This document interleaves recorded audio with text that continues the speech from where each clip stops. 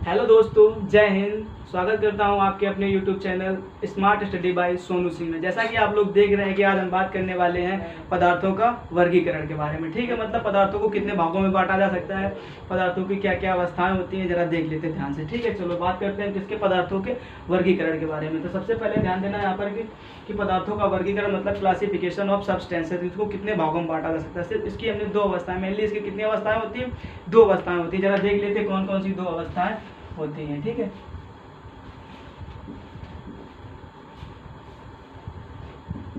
पहली हमारी अवस्था होगी भौतिक अवस्था। क्या होगी हमारी भौतिक अवस्था।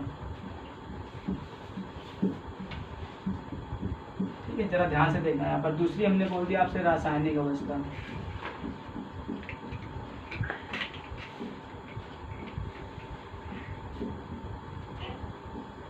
पहली हमारी होगी भौतिक अवस्था यानी फिजिकल स्टेट, दूसरी हमारी होगी रासायनिक अवस्था यानी कि केमिकल स्टेट। मतलब पदार्थ की अवस्थाओं को हम कितने भागों में बांट सकते हैं, हमारी दो अवस्थाएं होती हैं यानी भौतिक अवस्था, दूसरी हमारी हो गई रासायनिक अवस्था। मतलब पहला हमने बताया आपको क्या, फिजिकल स्टेट, दूसरा हमारा केमिकल स्टेट। जरा ध्यान से देखते हैं यहाँ पर कि दो अवस्थाएं हो गई। ठीक है, पहले हम बात करते हैं किसकी, भौतिक अवस्था की, यानी भौतिक अवस्था में पदार्थ को किन किन भागों में बांटा जा सकता है, या भौतिक अवस्था में हमारे कितने पदार्थ पाए जाते हैं। ठीक है, मेनली हम भौतिक अवस्था को तीन भागों यानी फिजिकल स्टेट में हम पदार्थों को तीन भागों में बांटते हैं। जरा देख लेना ध्यान से यहाँ पर कौन कौन से हमारे तीन पदार्थ होते हैं।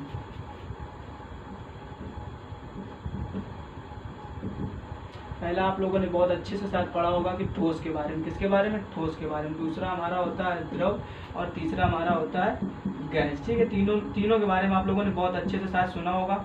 अगर नहीं जानते हो थोड़ा बहुत तो इनके बारे में जान लेते हैं। ठीक है, कि ठोस हमारा क्या होता है, द्रव हमारा क्या होता है और गैस हमारा क्या होता है। ठोस मतलब अगर इंग्लिश में बोले आपको तो सॉलिड हमारा, दूसरा हो गया लिक्विड और तीसरा हमारा क्या हो गया, गैस हो गया। तो सबसे पहले ध्यान देना है यहाँ पर की बात करते हैं किसकी, ठोस की। तो ठोस में हम दो चीजों से पहचान कर लेते हैं आसानी से कि ये हमारा ठोस है कि द्रव है कि हमारा गैस है। तो सबसे पहले याद रखना हमारा जो ठोस होगा उसका आयतन हमेशा कैसा होता है, निश्चित होता है। जो ठोस पदार्थ होते हैं उनका आयतन कैसा होता है, निश्चित होता है। हमेशा याद रखना कि जब भी आप लोगों से पूछा जाए कि ठोस का आयतन कैसा होता है तो हमेशा याद रखना कि जो ठोस पदार्थ होते हैं उनका आयतन हमारा कैसा होता है, निश्चित होता है। ठीक है, दूसरी यहाँ पर ध्यान देना की बात इसमें क्या होती है कि दूसरा इसमें इसका आकार कैसा, क्या आकार, यानी आकार भी हमेशा कैसा होता है, निश्चित होता है। तो हमेशा दो बातें याद रखना। कौन कौन सी, पहला नंबर तो याद रखना आप लोगों को क्या, कि इसका आयतन निश्चित होता है। दूसरा हमें क्या याद रखना है कि इसका आकार निश्चित होता है। क्या, आकार निश्चित होता है। ठीक है, अब जरा एग्जांपल देख लेते हैं इसका। हमने दे दिया आपको लोहा, क्या नाम ले दिया हमने, लोहा, और दूसरा हमने लिख दिया सोना। ठीक है, ये हमारे दो एग्जाम्पल हो गए। किसके हो गए, यानी कि ठोस के हो गए। ठीक है, लोहा और सोना। इसके बाद हम बात करते हैं किसकी, द्रव के बारे में। द्रव के बारे में भी यही दोनों चीजें आराम से देख लेना ध्यान से कि पहला हमने बताया आप लोगों को आयतन निश्चित। ठीक है, इसमें क्या बताया, आयतन निश्चित। ठीक है, तो यहाँ पर भी सेम ऐसा ही होता है कि इसका भी आयतन कैसा होता है, निश्चित। यानी जो द्रव होते हैं हमारे उनका भी आयतन कैसा होता है, निश्चित होता है। ठीक है, जो हमारे द्रव होते हैं उनका भी आयतन निश्चित होता है। दूसरा हमने बताया आप लोगों को आकार, क्या बताया, आकार। यहाँ आयतन तो निश्चित होता है लेकिन आकार निश्चित नहीं होता। आकार कैसा होता है, अनिश्चित होता है। आकार हमारा अनिश्चित होता है। यानी द्रव की दो पहचान याद रखना हमेशा कि आयतन इसका निश्चित होता है और इसका आकार कैसा होता है, अनिश्चित होता है। ठीक है, अब देख लो यहाँ पर एग्जाम्पल जरा इसका हम ले लेते हैं। हमने एग्जाम्पल ले लिया जल, क्या ले लिया, जल। तो ये हमारा क्या बन गया, द्रव बन गया। ठीक है, देखना जरा ध्यान से। अब तीसरी बात हम यहाँ पर देखते हैं किसके बारे में, गैस के बारे में। गैस के बारे में भी यही दो कंडीशन याद रखना हमेशा कि यहाँ पर सबसे पहले क्या याद रखना हमें गैस के बारे में कि आयतन, क्या याद रखना है, आयतन। तो इसका आयतन भी कैसा होता है, अनिश्चित होता है। कैसा होता है, अनिश्चित होता है। यानी कि आयतन भी हमारा कैसा हो गया, अनिश्चित हो गया। दूसरा बात हमें क्या रखना है यहाँ पर, आकार। किसकी बात याद रखनी है, आकार की। तो इसका आकार भी कैसा होता है, अनिश्चित होता है। कैसा होता है, अनिश्चित होता है। ठीक है, इसका आकार भी कैसा होता है, अनिश्चित होता है। आप इसके बात कर ले इसके एग्जाम्पल की, तो एग्जाम्पल यहाँ पर आप लिख लेना ऑक्सीजन। क्या लिखना है, ऑक्सीजन। ठीक है, आप लोगों को बहुत अच्छे से शायद समझ में आ गया होगा। अगर जरा ध्यान से देख लेते हैं यहाँ पर, सबसे पहले हमने बताया आपको भौतिक अवस्था। क्या बताया, भौतिक अवस्था। यानी भौतिक अवस्था में हम पदार्थ को तीन भागों में बांट सकते हैं। एक हमारा ठोस होगा, दूसरा द्रव होगा, तीसरा हमारा गैस होगा। तो सबसे पहले मेनली ठोस के बारे में पहचान लेते हैं। ठोस हमारा क्या होगा, यानी कि जिसका आयतन निश्चित हो और आकार भी निश्चित हो, वो हमारा क्या कहलाएगा, ठोस पदार्थ कहलाएगा। जैसे कि हमने लोहा ले लिया और सोना ले लिया। उसके बाद हमने बताया लोगों की द्रव के बारे में। यानी द्रव का यानी आयतन तो निश्चित होता है लेकिन आकार निश्चित नहीं होता। आकार कैसा होता है, इसका अनिश्चित होता है। ठीक है, एग्जाम्पल में हमने जल दे दिया। ठीक है, तीसरा हमने बताया लोगों को गैस। यानी गैस का ना तो आयतन निश्चित होता है, ना ही आकार निश्चित होता है, दोनों के दोनों कैसे होते हैं, अनिश्चित होते हैं। ठीक है, जैसे कि हमने एग्जांपल ले लिया ऑक्सीजन को, ये जिस बर्तन में जाता है उसी का आकार ले लेता है और उसी का आयतन ग्रहण कर लेता है। अब जरा ध्यान से देख लेते हैं इनके बीच में यार कि ठोस की पहचान कैसे करना, कि ठोस जो पदार्थ होते हैं उनके जो अवयवी कण यानी अणु होंगे या परमाणु होंगे जो आपस में बहुत अच्छी तरीके से एक दूसरे से जुड़े होते हैं आकर्षण बल के कारण, यानी इनके बीच में इतना अधिक आकर्षण बल होता है कि एक दूसरे से बहुत अधिक अच्छी तरीके से जुड़े होते हैं, तो वो हमारे क्या कहलाते हैं, ठोस पदार्थ कहलाते हैं। ठीक है, ऐसा ही जरा देखना द्रव के बीच में, द्रव के बीच में आकर्षण बल थोड़ा सा कम हो जाता है, इस कारण इनके बीच में थोड़ा थोड़ा गैप हो जाता है, थोड़ा थोड़ा इनके बीच में गैप पाया जाता है। क्यों? क्योंकि इनके बीच में आकर्षण बल थोड़ा थोड़ा कम हो जाता है। जरा ध्यान से देखना है, यहाँ पर इनके बीच में थोड़ा थोड़ा गैप पाया जा रहा है, लेकिन ठोस के बीच में कोई गैप नहीं है, मतलब इनके बीच में बहुत अधिक आकर्षण बल लग रहा है, लेकिन इनके बीच में आकर्षण बल थोड़ा सा कम हो जाता है।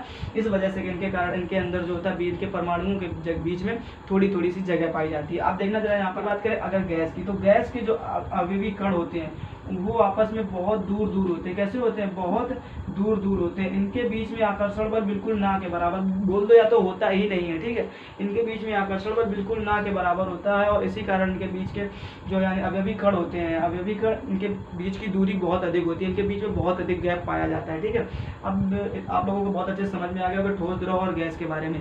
अगर और आप अच्छी डिटेल जानना चाहते हो तो हम आप लोगों को जब केमिस्ट्री यानी 12th क्लास की जब केमिस्ट्री का फर्स्ट चैप्टर पढ़ाएंगे तो वहाँ पर इसके बारे में और अच्छे से डिटेल में बता देंगे। अभी तक के लिए बस इतना ही, आप थोड़ा सा मोटा मोटी इतना समझ लो यहाँ पर कि ठोस किसे कहते हैं, द्रव किसे कहते हैं और गैस किसे कहते हैं। ठीक, आई होप आप लोगों को ये बहुत अच्छे समझ में आ गया होगा। अब हम बात करने वाले हैं रासायनिक अवस्था के बारे में। किसके बारे में? रासायनिक अवस्था के बारे में।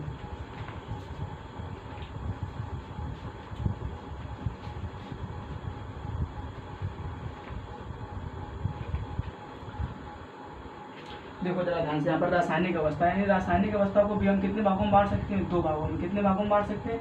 2 भागों में बांट सकते हैं। ठीक है, पहला में आपने मुझे शायद सुना होगा शुद्ध पदार्थ। क्या सुना है? शुद्ध पदार्थ यानी कि प्योर मैटर। दूसरा आपको सुना होगा शायद अशुद्ध पदार्थ, अशुद्ध पदार्थ। ठीक है, अशुद्ध पदार्थ यानी इम्प्योर मैटर। इसी को हम लोग मिक्सचर भी बोल देते हैं, यानी मिश्रण भी इसी को हम लोग बोल सकते हैं। क्या? इस अशुद्ध पदार्थ को हम लोग मिश्रण भी बोल सकते हैं। अब जरा ध्यान देना है कि शुद्ध पदार्थ किसे कहते हैं और अशुद्ध पदार्थ किसे कहते हैं। ठीक है, शुद्ध पदार्थ हमेशा याद रखना कि जब भी कोई पदार्थ बनेगा तो उस पर एक ही प्रकृति के कण पाए जाने चाहिए। कैसे? एक ही प्रकृति के अगर कण पाए जाते हैं तो हमारा क्या कहलाएगा? शुद्ध पदार्थ कहलाएगा। अब बात करते हैं अशुद्ध पदार्थ की। अशुद्ध पदार्थ में आपको अलग अलग प्रकृति के कण अगर पाए जाते हैं, कैसे कि अलग अलग प्रकृति के अगर कण पाए जाते हैं तो हमारा क्या बन जाएगा? अशुद्ध पदार्थ बन जाएगा। ठीक है, अशुद्ध पदार्थ को हम लोग क्या बोल देते हैं? मिश्रण बोल देते हैं। जरा ध्यान देते हैं यहाँ पर सबसे पहले अशुद्ध को यानी मिश्रण कितने भागों में बांट सकते हैं। ठीक है, मिश्रण को हम कितने भागों में बांट सकते हैं, जरा ध्यान देते हैं। यहाँ पर सबसे पहला हमें लिखना है यहाँ पर समांगी मिश्रण। क्या लिखते हैं? समांगी मिश्रण। ठीक है, जरा ध्यान देना है यहाँ पर समांगी मिश्रण हो गया। दूसरा हमारा होता है विषमांगी मिश्रण।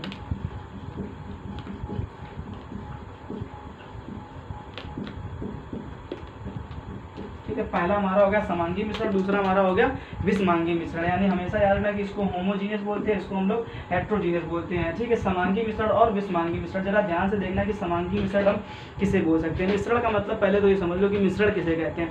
मिश्रण हमेशा याद रखना कि एक से अधिक पदार्थों को, जब एक से अधिक पदार्थों को मिलाया जाएगा तभी हमारा मिश्रण बनेगा। तो हमेशा याद रखना कि एक से अधिक पदार्थों को जब भी मिलाया जाए और उससे मिलाए गए पदार्थों से, जो पदार्थ हम मिलाते हैं, ठीक है, हमने 2 या 2 से अधिक पदार्थों को जब हम आपस में मिलाते हैं और मिलाने के बाद एक हमारा नया पदार्थ बनकर तैयार हो जाता है। हमेशा याद रखना कि जब 2 या 2 से अधिक पदार्थों को मिलाया जाता है और हमारा एक नया पदार्थ बनकर तैयार हो जाता है और हमें क्या करना है, फिर उस पदार्थ से हम जो हमने पदार्थ मिलाए थे उनको अलग ना कर पाए तो हमारा कौन सा मिश्रण होगा? समांगी मिश्रण होगा। ठीक है, समझ में आया कि नहीं आ गया कि 2 या 2 से अधिक पदार्थों को हम जब मिलाएंगे तो हमारा एक नया पदार्थ बनकर तैयार हो जाएगा और उस पदार्थ से हम जो पदार्थ हमने मिलाए थे पहले उन पदार्थों को अलग ना कर पाए तो वो मिश्रण हमारा कौन सा कहलाएगा? समांगी मिश्रण। एग्जाम्पल जरा देख लेते हैं यहाँ पर।